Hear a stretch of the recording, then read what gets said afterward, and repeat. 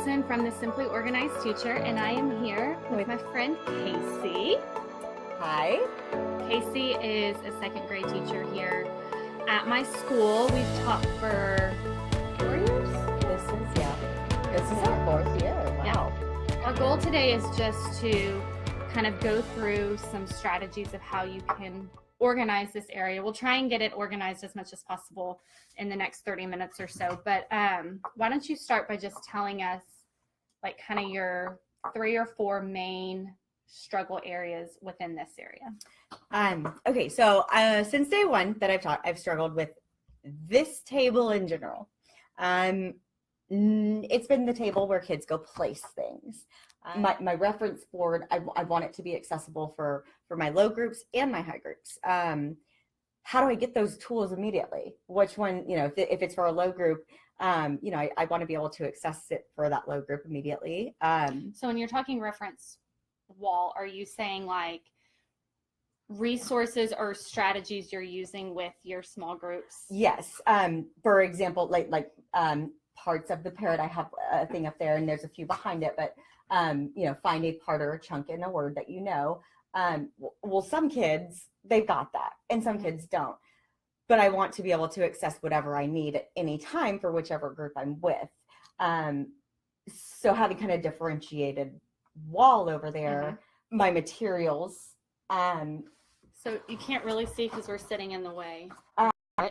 Lots of materials, lots of things that are for my lower groups, that need a little bit more word building to do that tier 2 intervention.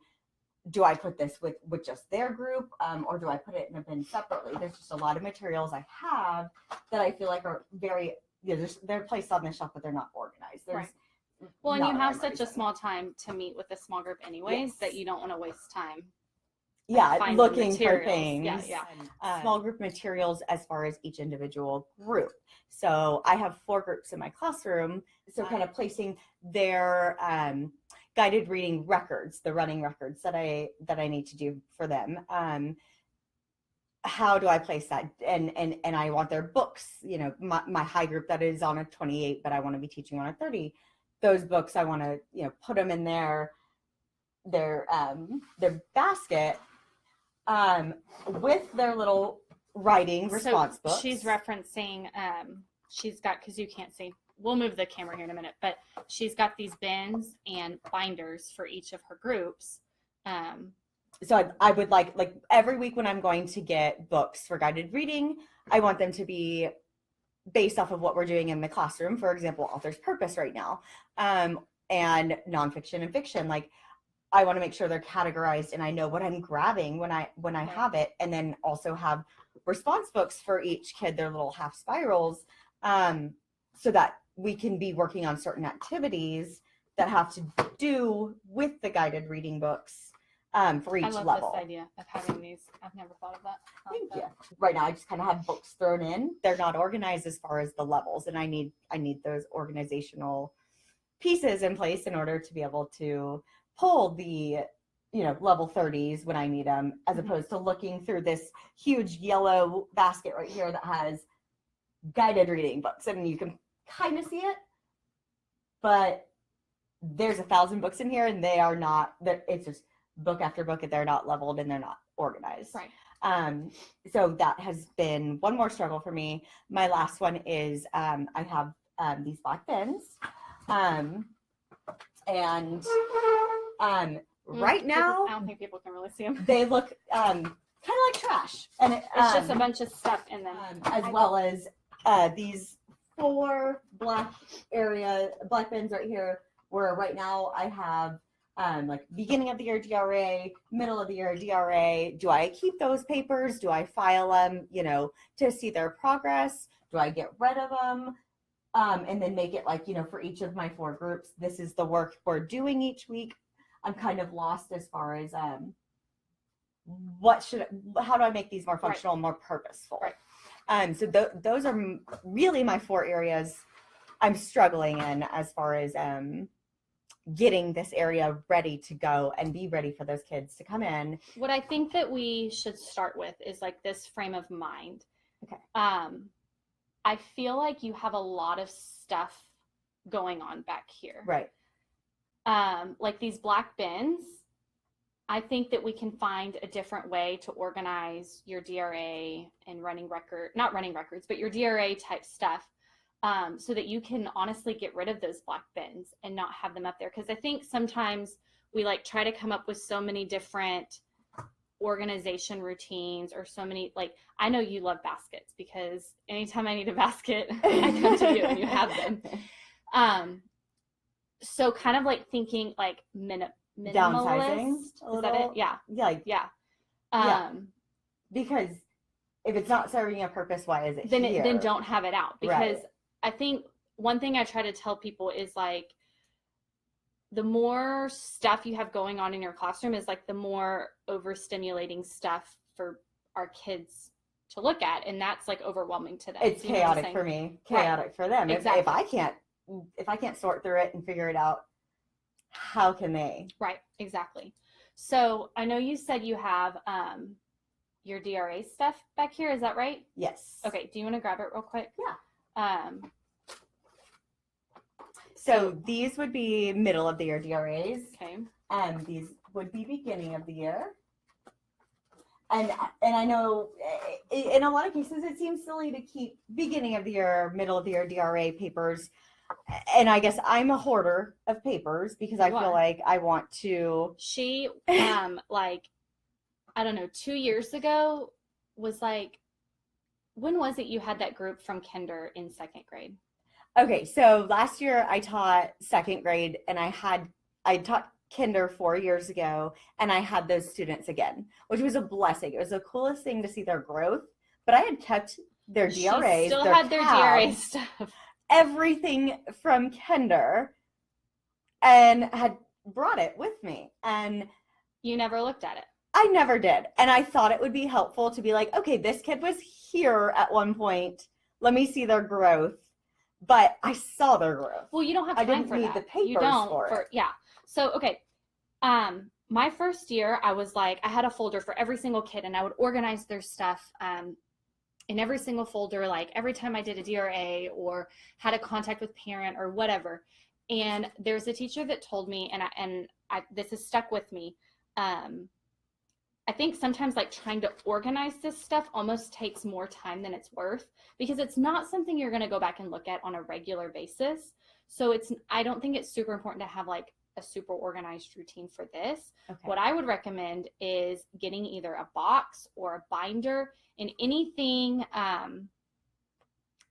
for example, like I have a tray in my cabinet where all their DRAs, all their common formative assessments, anything that's not going home to them, but I want to keep like for my record purposes, I just throw in there, because the amount of time it's going to take me to organize it is way more than it's going to take me to go search for that one student that I'm having an RTI for, Right. and find their 3 or 4 papers. Yes. Do you see what I'm saying? Yes. So I would just get a binder or a box, and let's just put this stuff in there. And then if you need it, you know where it is. You can go find it. Maybe just keep tabs by kid. I wouldn't even do that. No. I wouldn't even do that. I feel like the only reason okay, this is my only reason why I felt like I was keeping them in my possession was for them to be able to see where they were, their growth, and what they're still lacking in, and that was helpful for me, but it maybe isn't, you know. Then flip them by middle of year and beginning of year, and then at Okay. the end of the year, when you want to see their thing, just take out the beginning of the year stack, and when they're up here at your desk, flip through, find whoever you're meeting with, and show them, hey, here's where you were. Look at where you are now. Okay. You don't. I think the time that you would spend like hole punching them and putting them in. I think it's an inefficient use of your time. Okay, and I agree. I just it's a mindset I had that it's hard to overcome, because I feel like I want them to see their growth. But you're right. You know, it takes a long time to get I'd have to get tabs and organize binder. It's just a lot of extra work. I'm going to put a sticky note on here that's going to say organized, but not really organized, but just organize it in a box. Okay. Okay. So we're going to make like little piles for you. Okay. So let's talk about your reference area. So this is where you want kids, I think people can see it. This is where you want kids to be able to like look at things y'all are talking about in small group. Yes. Okay. My first recommendation would be, I don't know if you remember when Debbie Diller was here, she talked about colors and red being like a really abrasive color to look at. So this will kind of be a pain, but I think it would be worthwhile to cover it. And I've done this before on this thing when I was trying to achieve the same thing, cover it in like white butcher paper. So I just cover it with white butcher paper and put a border around it. If you're wanting to, I really think you don't need to differentiate it by group level, because I think then that'll be a visual for them to see, oh, there's my stuff up there. It's big font. It looks like kindergarten baby stuff. And there's the other groups down there that I'm not in. And it's like, do you know what I'm saying? Like It might differentiate. So I would just put tools that you use a lot. Like generic, like text to self. Like this is fine. This stuff is fine. Cups, all that prefix, suffix, visual aid of our vowels. And how we do capital letter and spacing in sentences. Just general. I would keep it very general. Keeping, my high groups cards that I'm using. No, because I think low group and everything. Because I think in your small group, I think you should be asking those higher level questions to your small group, to your low group, Yeah. So I don't think sorting them, and we'll talk about when we get over here, we'll talk about what I was thinking about how you can organize that stuff. So I would, and same thing for even over here, maybe, if you want to like utilize both doors, I would recommend though, at least, okay, I know this is so dumb, but I think it's pleasing to it's probably not it's pleasing to the eye when like all of your pictures are on top of each other. You see that? If you're gonna leave them up there, I would at least leave a thin space in between to like give it a border with the white paper behind those. If you want to do the white paper, so then it's not it doesn't look as like chaotic. And messy. Even I don't know if you can see, there's kind of this little random area that's like a nook, and I feel like even maybe moving some of these things, because the kids, honestly, I love my kids' notes, but I threw a few away the other day, and one found one in the trash can today and questioned me why. It fell in. I'm so sorry. Back up right there. And it's just a collage of random pictures. And so what I do to help, because same thing, I don't want to like get rid of their cute little pictures that they make me. So I take stuff up, like all my school pictures are the inside of the door. So that way, because again, going back to what I said at the very beginning, like minimalist, the more you have out for your kids to see and people to see, the more like overstimulating it's going to be for them. To the eye that just they maybe don't need, and whether it's inside the cabinet or moving these over here, so they're still seeing I still appreciate everything, but then I could even utilize both walls for a reference for my general reference area. So keeping this not differentiated, but rather resources I use, chunking, cups, text to connections, blends, how to write sentences. And same thing over here. I would leave spaces in between all of this stuff. Okay. Because it really, like, you'll be surprised how much it really will make a difference. Yes. Okay, so let's start your to-do list. Okay. Because to-do lists are so much fun. To-do lists are fun. I would say white butcher paper. And a simple border. Yep. So next you wanted to talk about your guided reading, like organizing your guided reading books, your guided reading activities. You can kind of see she's got binders and little plastic tubs for each of her 4 groups.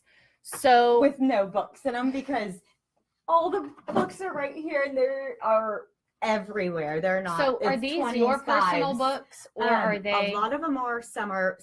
A lot of the bag ones are from Lit Lab. Okay. So okay. And I have no idea what this is. So you don't know what that is. Get rid of it. It's been in my classroom since I came in here.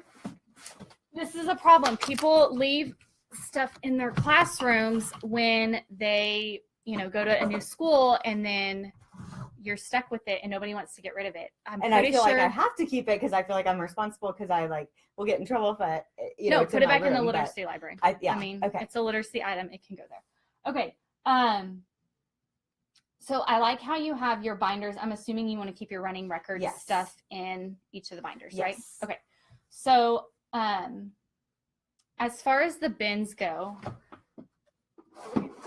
I like that she's got these little Kind of journal half spirals. spirals. So like we can do, like if we're working on non-fictional text features, if we're reading the book, we can write what subcaptions are. We can write why we have labels for pictures. We go through it, and after we've read a book, you know, we can go back and summarize just order of events. I think that's just great different because I things. never think to do that, and then I'm like, I need you to write some more. As far as your books go, I see 1, 2, 3, 4 like little I don't know if you can see in this yellow thing that she's got, it's got like little dividers. So what I would do is I would take time to organize these books in order from like high to low. And then any that belong to the literacy library, I would put in a pile to go put back if you're not using them, you know. And then I would only put books in here that you're working on currently. And I would store this inside a cabinet. Really? Okay. Because again, less is more. It's a lot. Yes. Like that's a lot of clutter for them to be looking at. Like while they're sitting here with you, they're seeing that. And of course, my first thing is, okay, well, this is a 20 and this is a 20. Even though we're not working on it right now, let's put it in this bin because these people are on a 20. And that's overstimulation. It's not what we're working on at the moment. Right. I would keep this bin only what you're working on right now. Okay. So I would keep, only books for like whatever level that you're working on right now with them. And then, like if I'm meeting with a group and then we finish reading a book and I want them to keep it, I'll let them keep it. But then I keep the bag that all the books like came in. Do you know what I'm talking about? Like if you go to the literacy library, yes, I would keep this bag in here. So that way I knew, okay, these books need to still, like I need to collect them at some point. And then after a couple weeks, I can see, okay, this one has been here a while. And I would even, again, this is like, sounds so simple and dumb, but like whenever you put in new books, put them right here and then right here and then right here. So then this is at the back and you know that after you have 2 or 3 of these in here, okay, it's about time that we take these back from the kids. They're probably done reading them. See, I don't think it sounds simple and dumb though, because I don't do that. And as simple as it sounds, it doesn't happen. Yeah. So that small bit of organization and then putting other things away is doable. It's something I can do, and I feel like it'll help me and the kids. So that's what I would recommend for this. I think this is great how you have this done. Because when you make your small group plans, that's when you're going through looking for it, and then you just put them in there. Okay, and then returning as many things as possible to LitLab that I'm not using. Yes, get rid of things that you don't need. Okay, so you can see right here, she's got all of her guided reading tools just kind of there strewn about up there. So what I would recommend is you have some little bins right here. Yes. These little bins, they fit perfectly in there. And I would say try to stick as much, like keep as much in these bins, because again, it's less is more, less on the wall for them to look at, because those aren't really going to be things they're going to be, like they're more tools for you to use to help guide the conversation, right? Yes. Okay. So, we don't have to do this right now, but we can at least make this sticky notes. Like for my guided reading materials, I've got, I store mine in those, like these little plastic drawers right there. I have a fluency drawer, a phonics drawer, and a comprehension drawer. So you could organize yours one of 2 ways. You could organize them in those categories, or I know you mentioned organize, not in the view. Or I know you mentioned organizing them by like lower to higher level stuff. So you could do either. How do you want to do it? Do you want to do it fluency, comprehension, phonics? I like the fluency, comprehension, phonics Okay, I guess my question here for you would be, so these 3 drawers, that could be fluency, comprehension, phonics. These bins, like I have, for example, with my tools, very basic phonetic airplane with letters. So that's phonics. So I think we put it in the box of phonics stuff. So you're I wouldn't saying use those. I would say get rid of those. Okay. Because that's what- again, you've got a lot going on up here. yes. That like so y'all can't see this, but like her classroom or her door is like diagonally across from me. So when people come in, this is like exactly what they see. And there's a ton of stuff up there. So honestly, I would rather you get rid of those drawers and not have them up, Okay. not have them out, and then store stuff down here. Okay. Do you get and what I'm then put saying? them in like in the baskets Mhm. in the cabinets. Yep. Yep. And so like I guess another question would be, so I have, do I do it by level, or for example, I have, I love Kagan. Kelly loves Kagan. I've got my Kagan boards, as well as like my Kagan chips, learning chips, and they have different questions. These are story chips, so the kids, So what kind of conflicts exist. Should I make a Kagan area? no, I would say these are all word walls? I've never seen this stuff. Story Okay, elements. this and- is comprehension stuff. So like okay, I'm gonna scoot this back. okay.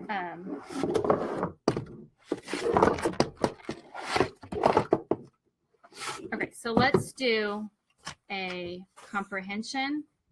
So I'm writing on sticky notes, which you can, I think I spelled that wrong. You can make cuter labels later, but comprehension, phonics, fluency.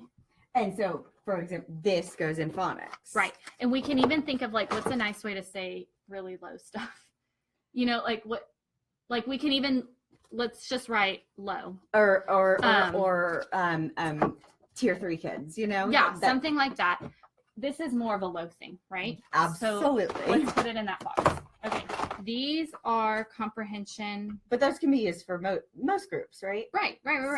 So we'll put these in the comprehension box. Okay. Okay. This, wait, no, this is That's comprehension. comprehension. There That's was one- word wall. So this looks like this one might be more phonics. phonics. Yeah. Okay. That's just my guidebook. Okay. Okay. These balloons, do you actually use them? I do.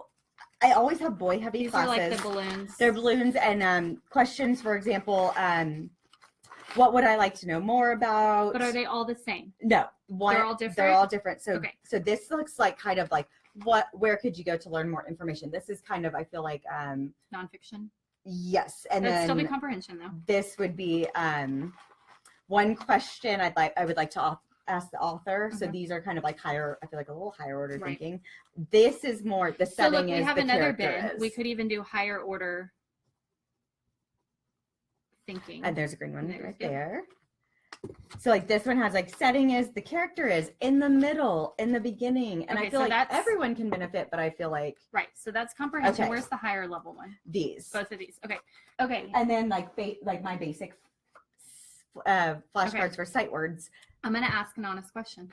Why are they taped? Do you use How these? often I use these more Because they're often. taped. They're taped. Yes, I use my key rat little things more I often. ask you because I know you're a hoarder. You clearly haven't used it all year long. Did you even use it last year? No. Okay, so we're getting rid of those. Okay.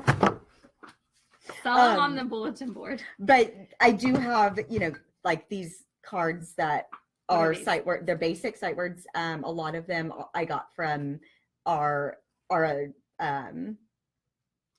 intervention teachers, as far as the basic words kids are missing for my tier 3 kids. Okay, so this is like low Low. group stuff. Okay, so let's keep going through. Let's finish it. The rest So of this. this is something I feel like I can use with all groups. It's things I can ask, like you said this.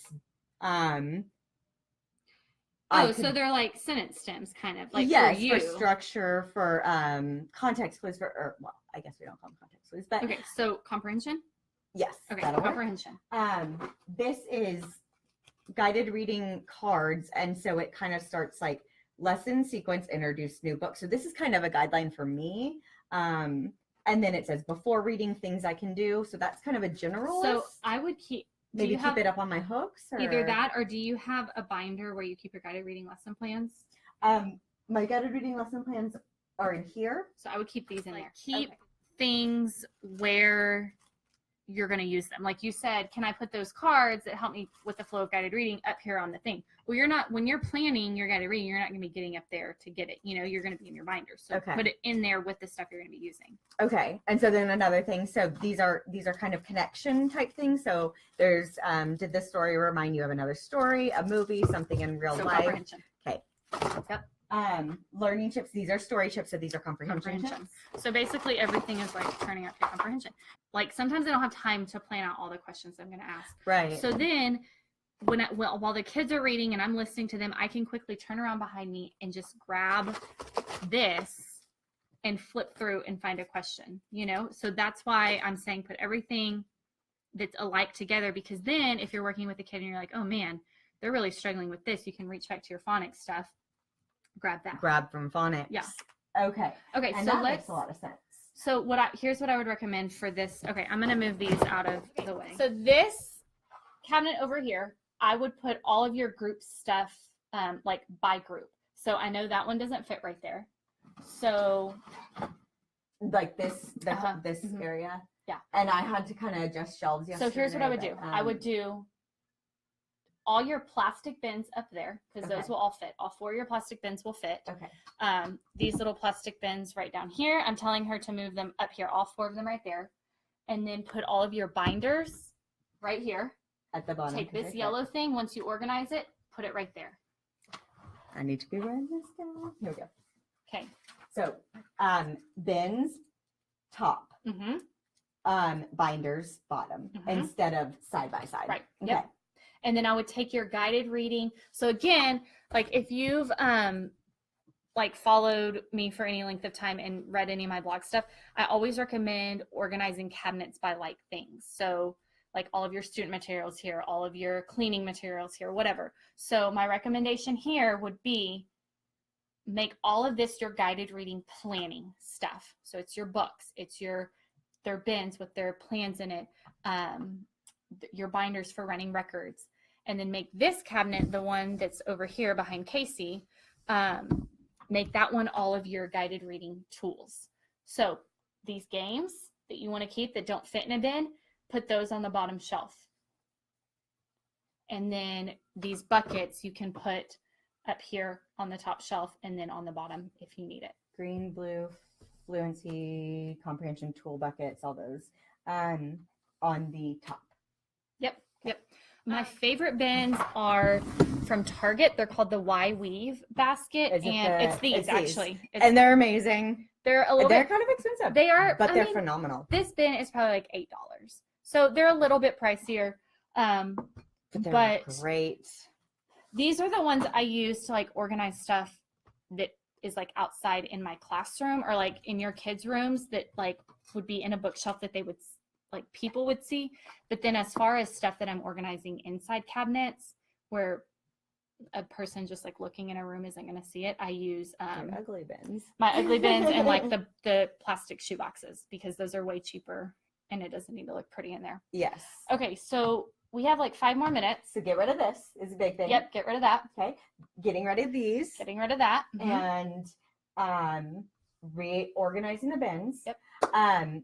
And how much time do we have? We have like five minutes. So you wanted to talk about these bins. I don't know what's in there. So my first recommendation would be to take everything out, clear off the student desk of tables, lay everything out, and then organize it by things that are in there. So like you have math games in here, you have anchor charts. So make a stack. I was trying to blend stack and pile. Got it. A stack of anchor charts, a stack of games, a stack of whatever this stuff is. Oh, it's a little Mother Goose carton. And then I would go through and you have to throw away. That's what I'm going to do. How much stuff have I thrown away recently, though? I've been so good. A lot, but you need to do more. Yes, I do. So throw stuff away, get rid of stuff, and then make, like, what do you want these to be? Do you want them to be turn in back? Okay, so from your Simply Organized Teacher book, which I love, every idea is good. It's just so hard to get them implemented right away. Of course. But so you want them organized how I have. Your 3 labels Uh-huh. are So I have incomplete at the top. okay. To be honest, I don't use that often because I felt like it became like a catch-all for their stuff. And then I never looked through it. Mm-hmm. And they wouldn't remember to like go back and so they wouldn't. And do I need to make, I mean, if this is going to be back here, is this, if it was incomplete stuff, is this for guided reading, or is this necessary for guided reading? No, I mean, I use mine for turn-in baskets for my kids' work. Instead of like I have baskets over here, but this. Yes. Okay. Yeah. So maybe you don't need this. Maybe you could need to be get something rid of I don't this. need. Maybe you need to get rid of this. If you already have turn-in baskets. So black bins, instead of organizing anchor charts games, Still organize them so that way this stuff can all go somewhere else. Because like I said at the beginning, you have bins everywhere. You love bins, and bins make me so happy. I have a lot in my cabinet, so I know you do. and but the more bins you have, the more crap you're going to find to put in. Exactly. And you've got to give yourself less crap. Well, less places to put crap.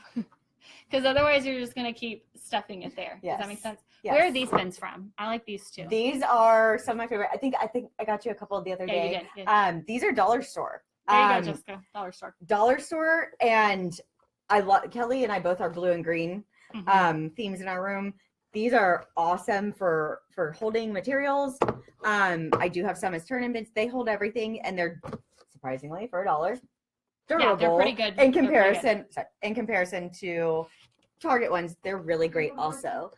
So I have a lot to work on. You do have, but it's not that much. I think it's attainable. It's attainable. Yeah. It's a SMART goal. Okay, when are you going to complete this by? Okay. To wrap up, let's just go through. You're going to fix this area. Okay. You're going to white butcher paper. Okay.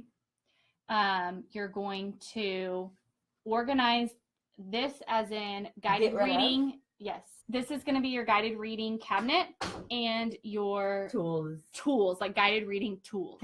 Okay. Any other questions? I might be kind of choosy here, but plug in a Kelly Jackson, Simply Organized Teacher. She's changed my life in a lot of ways as far as being a friend, being a coworker, and helping me get my life together as well as my classroom. I think the way my guided reading table looks right now, if you could see it with all these stuff, all this stuff everywhere, this is what it has looked like for years. And without her guidance, I wouldn't be where I am now. Yes, I have a lot more to do, but Kelly's awesome. I mean, I know I'm being cheesy, but she's helped me so much. Well, thank you. I appreciate it. And I'm proud of you because you have come a long way, and it makes me so proud. I'm going to be doing a series over April where I'm still working out the details. Are you going to get an after picture after I do this? Yeah, of course, because I'm going to write a blog about this. I want them to see it. Once a week over the month of April, I'm going to do this same kind of coaching thing with anybody who applies to do it. Whenever I'll send out an email and post it on the Facebook wall and all that kind of stuff. So just be on the lookout for that if you're a classroom teacher and you want some help organizing your classroom. Even if you're not local. Yeah, even if you're not local, that's what I'm doing on Facebook Live, because I want people to see that your to-do list. They can see what you can see what they need help with. Right. And you can help formulate just as good of a to-do list from them in another place. Yeah, exactly. And that's awesome. My goal. Yeah. So be on the lookout for that. And yeah, thanks for joining us. Thank you. Bye.